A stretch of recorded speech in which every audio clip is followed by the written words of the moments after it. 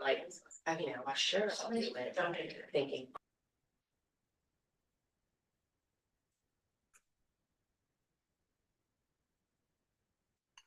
Let's get a quick mic check. Hi, Zoe. Hi. Perfect, thank you.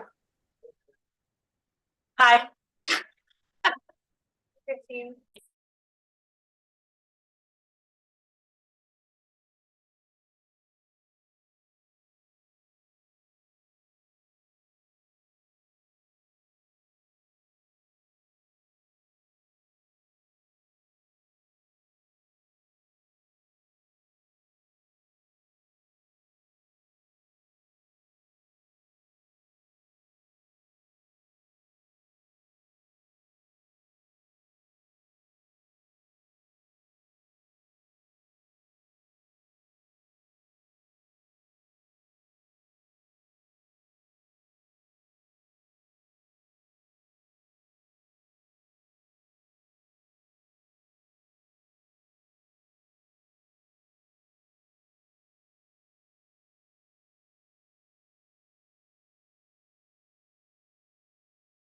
Board of Education meeting to order. Please rise for the pledge of allegiance. I pledge allegiance to the flag of the United States of America, and to the republic which stands one nation under God, indivisible, with liberty and justice for all. So our first item of business is our school community session. We have time for public participation. If you're doing this in person or online, you can raise your hand in either venue. We ask that you state your name and your address, and comments are limited to 3 minutes in order for everyone to have an opportunity to speak. It should not be expected that public comment is a time for a discussion. If necessary, you'll be contacted for follow-up. Is there anyone in person who would like to speak? Yes, go ahead. Are you going together? Yeah, Okay. you have to state your name and address. Oh, Nicholas Lyons, 17 Deveron Drive. Maggie Lavin, 85 Bristol Road. This year during the annual Super Bowl event, the Chamber of Commerce showcased limited edition ceramic bowls made by Daniel Hand High School students. Students in the Clay Club, directed by art teacher and club advisor Sarah Reynold, worked together to focus on a community service project, Empty Bowls, an international project to end hunger. After materials fees, the goal is to donate the profits to CT Food Share to support those facing food insecurity in our state, as well as increase awareness in our community. The event was a huge success, featuring soup made by DHHS chef Mr. Joe Baracco and served up by Principal Salutary and Mr. Summer, as well as many DHHS students. The bowls were available for pre-order before the event as well as during the event itself. The bowls sold out within the first hour of the event. This was very exciting and inspiring for students to feel supported in their hard work in ceramics as they saw the customers exclaim over their beautiful creations. In total, the club sold 130 bowls and will be presenting a check to the CT Food Share. Going forward, we are planning to take commission orders so that teachers, staff, and parents can request specific platters, mugs, vases, and etc. in the color scheme of their choice. The funds will go directly back into the Clay Club for next year's materials. And we brought some bowls that we made.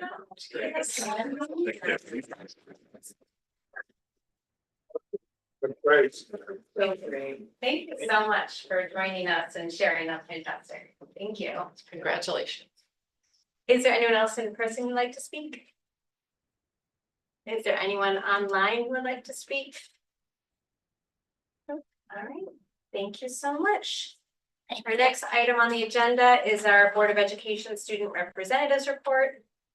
Hello, welcome. Hey, so going on more about the Super Bowl, Mrs. Reynolds came up to me and was saying how the amount of kids that signed up for Clay next year has like skyrocketed. So I'm sure that those guys and the Clay Club in general definitely helped that. And I'm a big fan of the arts in our school. I am participating in pretty much everything. So that's really awesome to hear.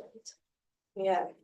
So as a whole, the trimester 3 is coming very soon as Thursday's exams, which means that also the athletics are coming to an end. And I can't go on without saying that the gymnastics team won their 4th consecutive state championship. Pretty great. I know I'm biased, but. There we go. That's my girl. But going off of athletics and our commitment to athletics as a school, we had a motivational guest speaker come in on Wednesday who was a basketball, like a collegiate basketball player and a basketball coach, but he also does a lot of motivational speaking, and he talked a lot about self-discipline and like commitment to every aspect of your life, not just athletics, but academics and just when you get out of bed doing 100% of what you can do. And he had a very direct message, so a lot of people took it different. There's mixed reactions. A lot of people didn't really like the way he addressed it, but I think the key, like core concepts of what he was saying was important, even if not everyone completely grasped it right away. But what I thought was really helpful was that we had an advisory follow-up right after, so we met with our advisory groups and kind of debriefed on what was said. So especially because it's a kind of hard concept to like say that you need to put even more out there, you need to try even harder. I think it was good to kind of go back into your small groups and kind of discuss what you took out of it, what you didn't quite get about it, or like what you didn't quite understand about what he was saying. So I think that was really helpful, and we should think about that more after our kind of assemblies like that. Moving on to things that are coming up at hand, we're gonna have a Red Cross blood drive on March 13th. And this is really led by Mr. Gwen, and he has some upperclassmen leaders also helping him. And they're trying to sign up a bunch of people. I'm pretty sure they're like having, if you sign up, you get a gift card or something. They're really pushing to get as many people to volunteer as possible, which is really nice that they want so much participation. And we're hoping for, I think they said 28 units, which is what they got last year in their fall drives. But March in general is very busy, especially for those juniors, because we have a lot of state testing coming up, NGSS, the science test, the SAT. But for us seniors, that means that we get 2-hour delays. So March kind of, March has some perks for us. So that's what's going on. Thank you.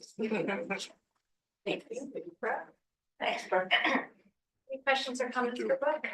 Congratulations, Brooke. Thank you. Yes, congratulations. Must feel pretty bittersweet. Yeah, we still have a little bit more. We have New England's this weekend and then our banquet a little bit in April, but it's kind of, I don't know if it's hit me yet. Yeah. You know what I mean? Did you decide where you're going? Not yet. I have a lot more decisions in like the next 2 weeks, but right now my top is probably William and Mary or University of Richmond. So we'll see. Yeah, good luck. Thank you. Thank you guys so much. Yeah, Thank you. If you need balls, I know where you can get them. I was gonna say. Hey, Brooke, can you hang out for 1 second? Yes. 30 seconds. Okay, so we'll move on to our next item, the superintendent's report. Yes, thank you. So this is board member appreciation month. And so Brooke, I want to recognize your contribution and also say you really undersold your role in the gymnastics, because you were, correct me if I'm wrong, I know you were a captain. You've shared that with us before, but you won SEC Meet Most Outstanding Performer after winning the all-around vault, bars, and floor titles. And also had similar performances at states. And we wish you the best in opens, and I know you've been such a big contributor to the team, so congratulations on a great season. And we will recognize you as well next meeting. We have gifts coming for board members and our student reps as well, and so thank you for sticking around for But also you were athlete scholar for winter. Yeah. Wow. Congratulations. Thank you. Yeah, so many were we need all of us to Do they have, like, if you went to one of those schools, do they have gymnastics, or do they have a Um, club or even a? Yeah, so a lot of my like D3 gymnastics, it's kind of not where I'm looking at academically, and I'm not quite good for the D1 program, so I'm probably just gonna either do club or honestly do D3 track or some of those track schools I've reached out, so we're gonna see where it takes me. I don't know. Oh, that's great. And I know Grace couldn't be with us tonight because she is in DC. She was one of 2 students from Connecticut that's selected as outstanding young leaders to represent Connecticut as a delegate to the United States Senate Youth Program. So Wow. she is down in DC, I'm sure, making her mark, and that comes with a nice college scholarship, so Right. congratulations to Girls are to Grace. We look forward to hearing about that when she's with us next meeting. You can go. Thank We you, just wanna- yeah. we wanna congratulate Bye.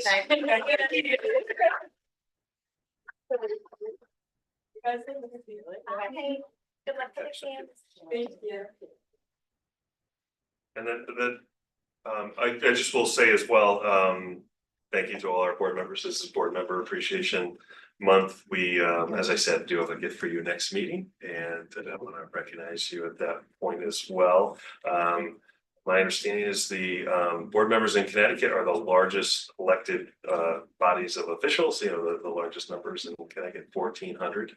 So that's a huge number of board members, and it's a very important part of everything we do. You advocate for us in terms of funding and legislatively, and we appreciate that greatly and your support each and every meeting. So thank you. Hopefully we'll have more members able to attend in person next meeting so we can share those gifts with you. Otherwise we can. We have some illness running through, so we wish everybody well and getting healthy soon. I placed the next item on my report just as a heads up.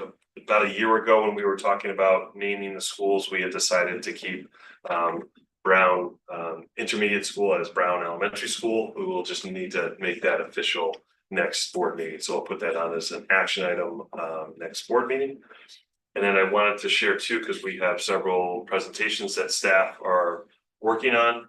So on March 18th, we'll have a school counseling report from the high school, but really we'll cover school counseling throughout our system. But I know most of the questions were related to current happenings at the high school, so that will be the major focus. We have communications on April 1st. That used to be a standing committee of the board, but it was moved to kind of a presentation, as needed. So we've done that pretty much every year, the last few years to present on our communications efforts. And then safety and security, we have presented that I think every other year or so as we had information to present. That will also include an executive session to provide some items to the board that we don't share publicly. But I will say, I attended one and Gail attended the other last night. We had the presentations for parents, that were in basically current K-3 parents, so for the move next year to Brown and Neck River. And I attended Neck River. They happened on the same night, same time. So I attended Neck River and Gail was at Brown. And the slides on safety and security were where I saw the most questions in my time there. And Gail had a similar experience. So our parents are very much concerned and watch that. And they were very appreciative to hear and I know Gail said the same in terms of the staffing that we have, and then also our collaboration with Madison Police Department. So, I think that they felt very good about the fact that even though we're moving to bigger schools, we'll still have, significant presence of safety and security, and know that they felt good about that as we enter into next school year. What will that be? The safety. The safety and security is April 22nd.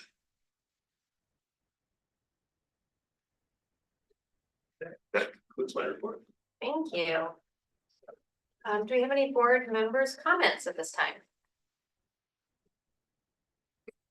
No. For our online board members, any comments at this time? Nope. Okay, audience response to information presented as our next item. We don't have anyone in person. We have anyone online who would like to speak at this time? We do not. All right.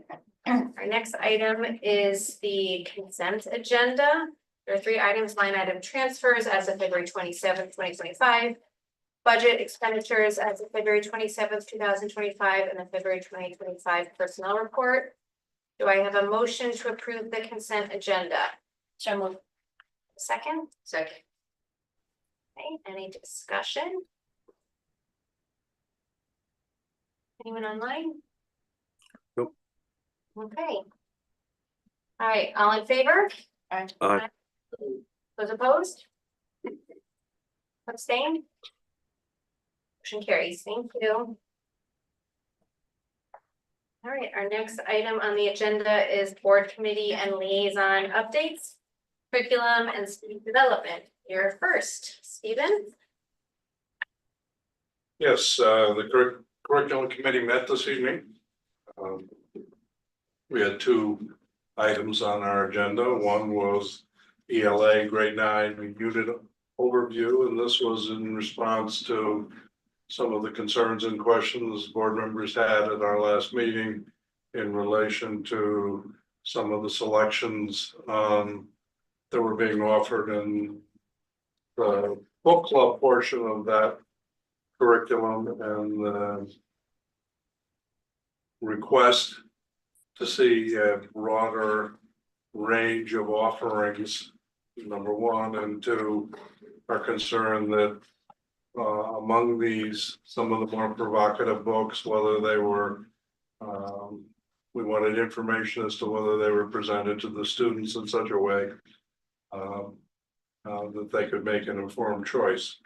Presentation was really comprehensive, and it covered how books are selected and really the purpose of the book clubs, which is an extension beyond the readings of the core books on which skills are taught, to really developing an opportunity for students to develop those skills beyond that, and especially from the standpoint of harvesting student interest and really getting their energy involved in that, as well as the opportunity to collaborate with other students.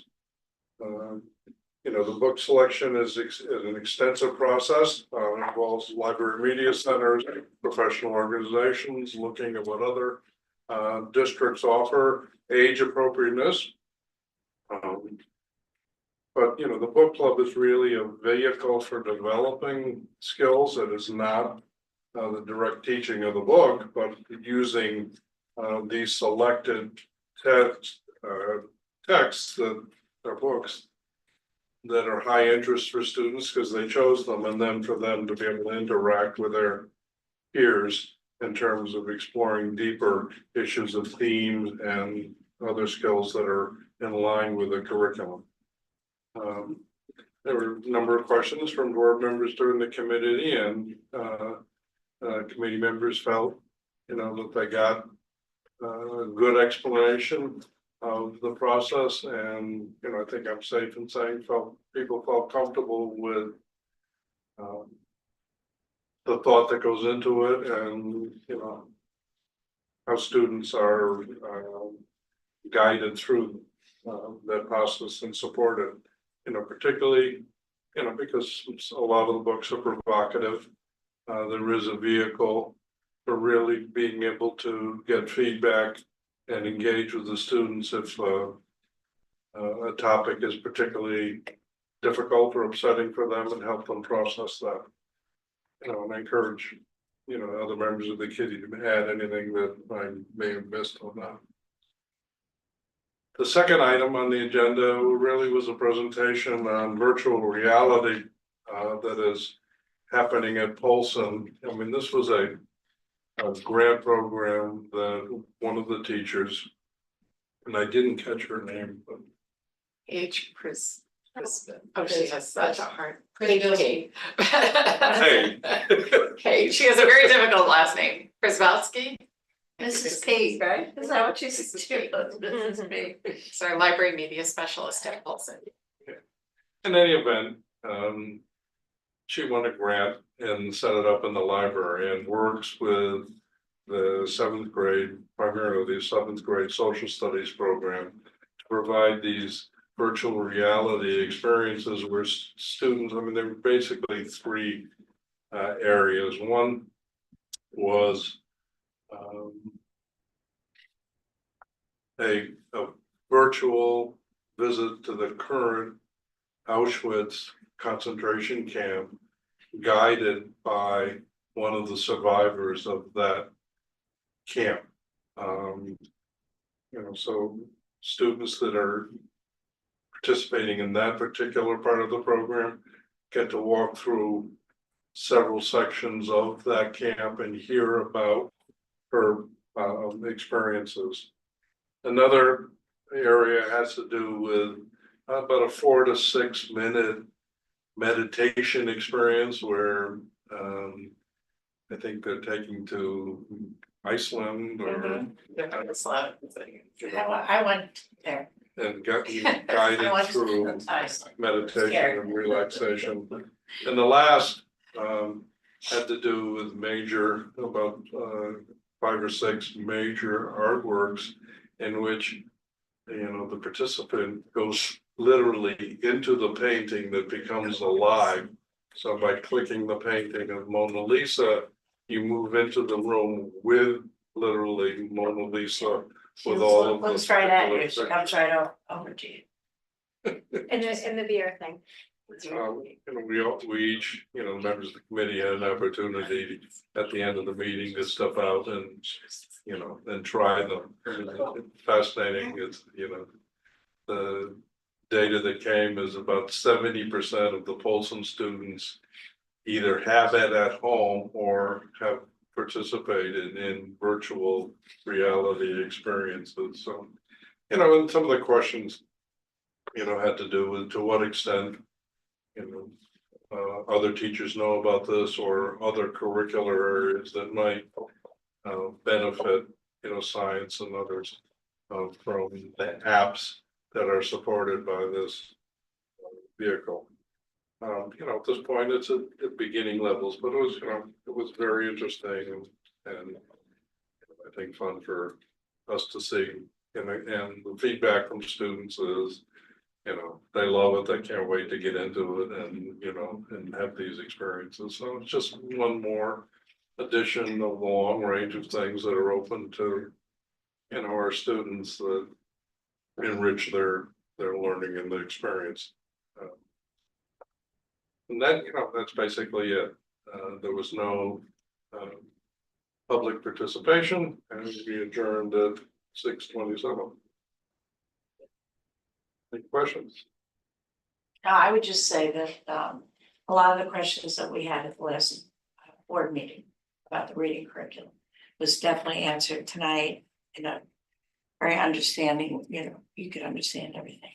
It was clear to me, and I think it was clear to everyone, you know, exactly how the process is. And it's very time consuming and they spend a lot of time to make sure it's the right thing. It's good. Can I just ask, so about the VR, is that something that teachers can go and relate to their curriculum, or is it an extra, like, how does it, and you might have said this and I missed it, how does it integrate with, does everyone have the opportunity, or?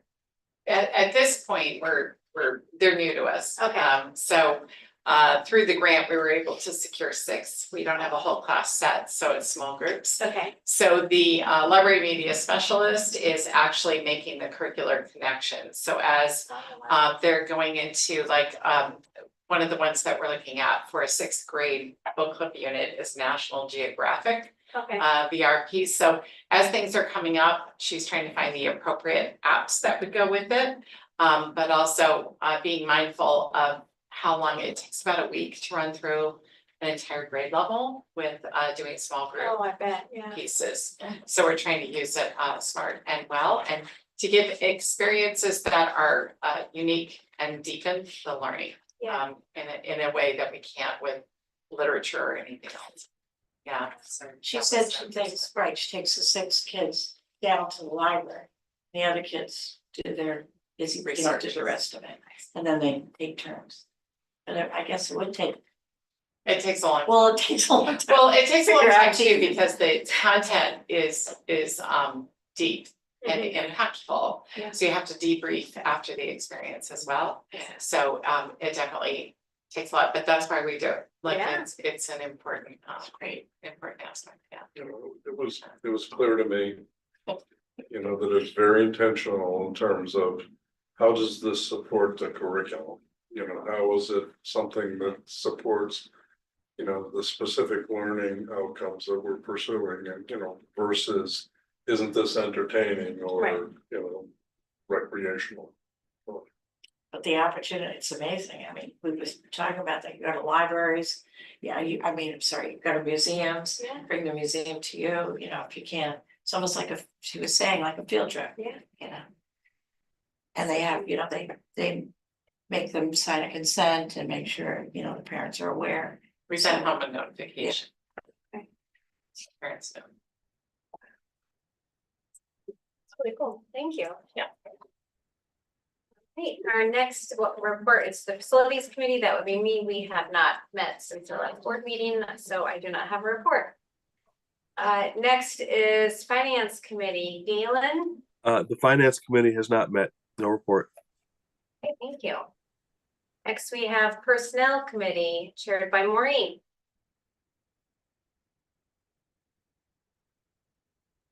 You're muted. My apologies. The Personnel Committee did meet on Wednesday, February 19th to start negotiations with the MACE contract. And we have our next meeting scheduled for Wednesday, March 26th. Thank you. Thank you. Any questions or comments from any board members? All right, next we have policy. The Diane. policy committee has met twice. We met on February 25th, and the results of that committee meeting you will find in your packet. We have some action items this evening as well as first reads. The policies for rescission with waiving the second reading. 6090.1 home visits by social workers, 7200 indoor air quality. Policies for review for rescind and replace, waive second reading. 4116.1 prohibition of sex discrimination, including sex-based harassment from the personnel series. Policy 5120.5 prohibition of sex discrimination, including sex-based harassment student series 5000 series. And 5220 improve the completion rates of the FAFSA. I just want to point out that you do have the Shipman and Goodwin notes for the policies in your packet, and the reason for the waiving of the second reading for the 4116.1, the 5120.5 is because we're actually going back to a previous policy due to changes following a federal court ruling that vacated the 2024 Title IX regulations. That now we are operating under our previous regulations, which are 2020, from the year 2020, not policy 2020. So we're repealing and replacing the policies that we already adopted with the 2020 versions.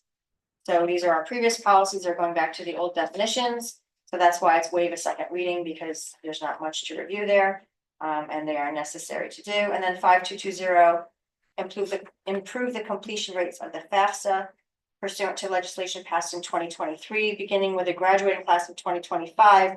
The students were required to meet certain requirements related to FAFSA in order to graduate, and Public Act 24-45 delays the requirements until the graduating class of 2027, and so the policy reflects that change.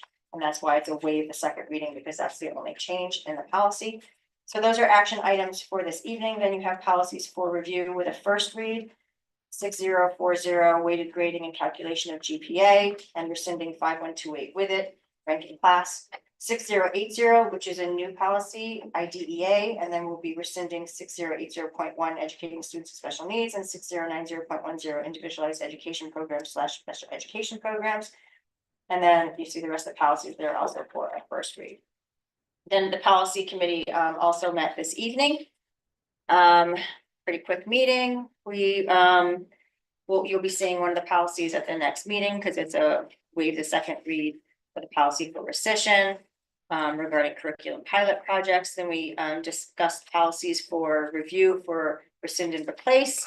And all of the policies will be moving forward. Many of them are things that are required by state statute with current changes, and some of them are timely, and so they will be coming forward at the next board meeting. Some of them will be action items and some of them will be a first read. We met at 6:33, we adjourned at 6:54, and there was no public comment. Okay. Any questions or comments from board members? Okay, board liaison, Mary Ann. We meet next Thursday. All right, our next action item is a motion to waive the second reading and rescind the following policies: 6090.1 home visits by social workers and 7200 indoor air quality. Do I have a motion? So moved. Do I have a second? Second. Okay, any discussion? Anyone online? Okay, all in favor? Aye. Aye. Opposed? Abstain? Okay, motion carries. Thank you. Next item, I'll need a motion to waive the second reading and approve the following policies. 4116.1 prohibition of sex discrimination, including sex-based harassment. 5120.5 prohibition of sex discrimination, including sex-based harassment of students. And 5220 improved completion rates of the FAFSA. So moved. Thank you, Diane. Do I have a second? Second, Stephen. Any discussion? Online? Okay, all in favor? Aye. Aye. Opposed? Abstain? Motion carries. Thank you. Our next action item is a motion to adopt ELA grade 9, unit 3 as amended. Do I have a motion? Mary Ann? Second? Second. Stephen? Any discussion? I did sit in on the meeting online. I thought it was very good information. It answered all my questions. I'm very happy to see the new definition with all of the different books listed. It's a much more broad range of topics with multiple choices. But no, I really appreciate the work that they did and the fact that it's much more diverse in topics. Any other comments? Okay. All in favor? Aye. Oppose? Abstain? Motion carries. Thank you. Our next action item is a motion to approve the disposal of used books and equipment. That information is also in your packet. Do I have a motion? That's you, Stephen. Second? Second. Thank you, Diane. Any discussion? Just that one number quantity is changed based on I forget what the number is now. Yes, so I'll give credit to Zoe on this. She kept confirming confirmed with the high school the number that seemed high to us, and it was a typo. It should read 236 volumes of American Government, not 526. Yeah. Which is still a lot of books. We were wondering where the hell it's at, but we tracked it down. Yeah. Any discussion? Okay, all in favor? Aye. Aye. Opposed? Abstain? Motion carries. Thank you. Our next action item is a motion to approve the minutes of the February 11th, 2025 Board of Education meeting. Do I have a motion? So moved. Thank you, Diane. Second? Here. Thank you, Mary Ann. Any discussion? Seeing none, all in favor? Aye. Aye. Opposed? Abstain? Motion carries. Our next item is future agenda items. I have one. And I talked with Craig, I believe that we're gonna have youth and family services. So the request was to talk about your advocates. So I will be in touch with first the executive committee and then Madison Youth Family Services if that's the direction you'd like me to go in, to have them come and speak about it. That's the request. So it can accomplish that, a relatively brief presentation, probably including students, which would be nice. That'd be great. Anything else? Okay, our next item is adjournment. Do I have a motion to adjourn? So moved. Okay, Diane, second. Okay, Mary Ann, we are adjourned at 8:03. Wow. Thank you, everyone. Oh, we need to vote. All in favor? Aye. All opposed? No. Abstained? Okay, motion carries.